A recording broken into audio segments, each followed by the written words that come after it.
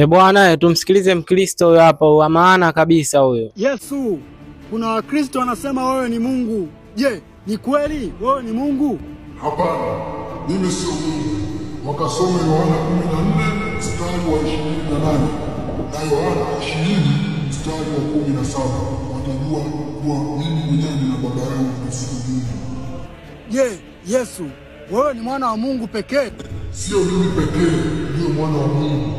Wakasome Mathayo 5 mstari wa 9 na Warumi 8 mstari wa 14. Watajua kuwa kila mwanadamu ni mwana wa Mungu, sio mimi pekee. Yesu, Waislamu wanasema wewe ni mtume wa Mungu tu kama mitume wengine. Je, wako sahihi? Waislamu wako sahihi. Mimi ni mtume tu wa Mungu.